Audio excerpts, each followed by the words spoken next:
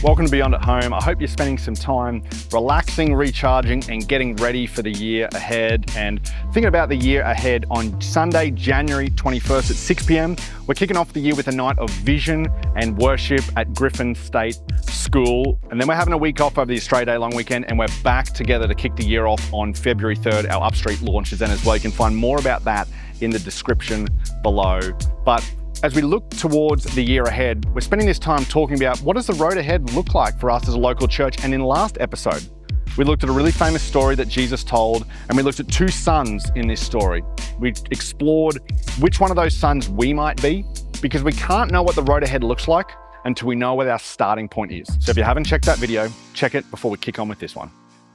In this video, we're going to look at a character in Jesus' story we didn't look at last week. And this character is important because when you're trying to get to a destination, it's important to consider what mode of transport you want to use to get there. Are you going to take a plane? Are you going to take a boat? Are you going to take public transport? Are you going to take an Uber? Are you going to ride share in someone's car? And you might be thinking to yourself, Chris, why does that even matter?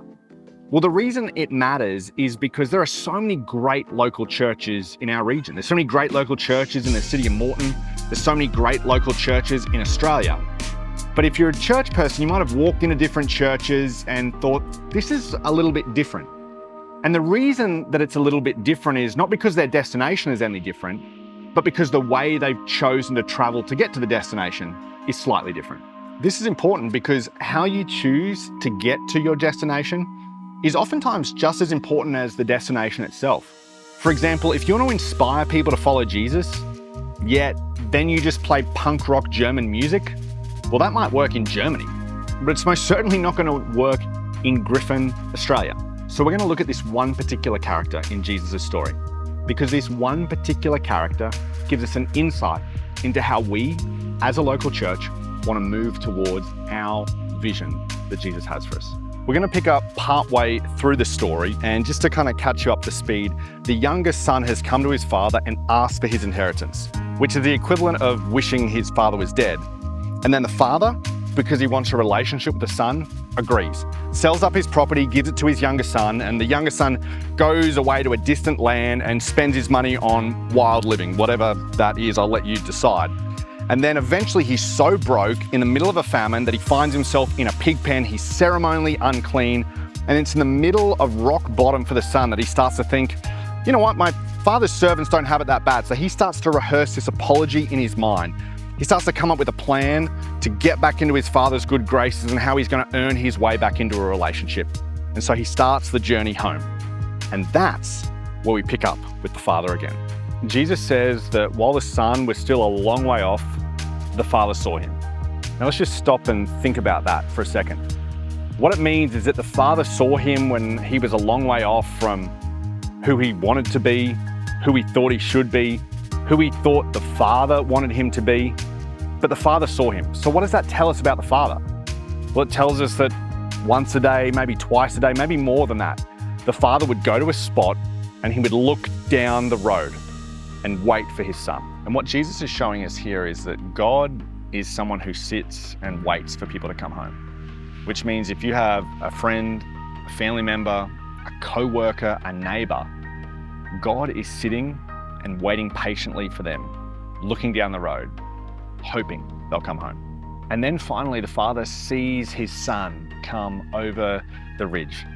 Now, what do you think the father is filled with when he sees his son? Because Jesus tells us he's filled with something. Maybe put it into context. What do you think God is filled with when he sees people who have abused his name? What do you think that God is filled with when he sees people who just want him for his stuff? Or maybe to kind of make it more personal for you, what do you think God is filled with when he sees you? Often if I ask this question of people, I'll say, hey, what do you think God thinks about you? They'll respond with, I don't know, disappointed. Some of you might say, honestly, it depends on the week I'm having. If I've had a good week, he feels differently to if I've had a week that I wouldn't consider so good. But Jesus tells us that what the Father is filled with in this story is compassion. And we don't really have a great English equivalent for this word, and so it gets translated as compassion, but really it's this deep emotion in the pit of your stomach that's like love, but it's love that moves you to do something. God doesn't have his arms crossed. He's not angry. He's not pointing his finger at you. In fact, when you start to move in God's direction, what you'll discover is that God is standing there with his hand out, waiting for you. And then, as if this story wasn't countercultural enough, Jesus talks about the Father doing something that nobody expected. He got up and he ran. Now, why would Jesus get the Father character in the story to run? Well, for a long time, I thought maybe it was just because of the emotion of the moment and seeing his son return. But there's a little bit more nuance going on here. You see, in the first century, Jewish communities had this practice called Costanza. And what it was is if a Jewish boy took the inheritance and squandered it on foreign people or on foreign lands, this was considered an embarrassment, not just to the father and the family, but also to the community. And so what the Jewish community would do is they would place an elder at the edge of the town.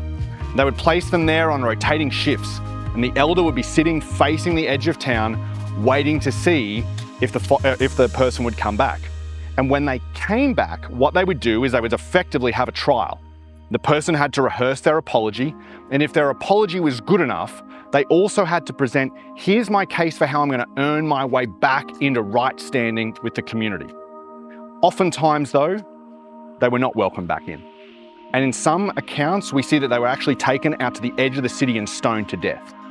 More often than not though, they were just shunned from the Jewish community and never allowed back into that particular neighborhood and that particular family. And so the father runs to his son. And he's running to his son not to just welcome him home, but to save him. Because he thinks, if I can get out past the elder of the village, if I can get out past them and embrace my son and put the family signet ring on the son, then I can take that shame on myself. I can walk my son through the town and everyone else will know the shame that I've brought on and the fact that I've run, the fact that I've put the family ring on, but my son will be safe. And the father was willing to take that shame on himself to welcome the son back into his family. And the people who were listening to this story, well, they had to pick their jaws up off the ground at this point because they're thinking to themselves, what kind of dad does that? What kind of dad responds in this way? And Jesus says, that's exactly how your heavenly Father responds. In fact, there's an American author and theologian, his name's Tim Keller. He recently passed away. But he said it's interesting that we often call this story the parable of the prodigal son. But prodigal actually doesn't mean lost. Prodigal means excessive. It means over the top. Really, this is a story about the father's excessive love. Because that's who's excessive in the story, the way in which the father welcomes the son back, the way in which the father goes over the top to extend his arms, because that's the type of God that our Heavenly Father is like. And then Jesus entered history, not as God, but as God in a body.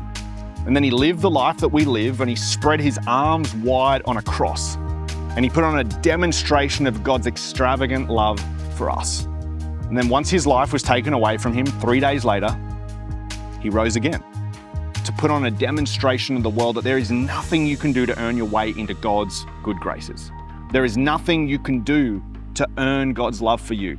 All you can do is by grace, through faith, receive what has already been given to you. For us as a local church, that's who we want to be on the road ahead. We want to be a church that points people to the extravagant, excessive, over-the-top love of God. A God who welcomes people into his family, a God who says, hey, there is nothing in your story that will prevent you from experiencing what I have to offer. Now, this is normally the part where I'd sort of say, well, because our vision's to create churches that unchurched people love to engage with, I want you to get involved. I want you to play your part. And here's the reality, I do want you to play your part. That's not the question I want you to consider this week. And the question I want you to consider this week is, what part does God want me to play in the road ahead? See, one of the incredible things about God is that not only does he show excessive over-the-top love for you and for me, but he invites us to play a part in showing that excessive over-the-top love to other people. And maybe for you, you've been engaging with Beyond for a while, but honestly, if you were to boil it down, you'd say, look, I'm kind of honestly engaging as a consumer, not really as a contributor. And so this week, I want to ask you to consider, what part is God inviting you to play in the road ahead and showing that excessive over-the-top love to other people. And maybe for some of you, you've been a part of Beyond for a while and you're kind of feeling like, the part that I'm playing, like it was good for a season, it was good for a time, but I really feel like God's inviting me to play a different part in the road ahead. So for the next 7 days, that's all I want you to do. Just to simply consider, what part is God inviting you to play in the road ahead? And then bring it to our night of vision and worship. I'm going to get really practical there. We'll see you next episode.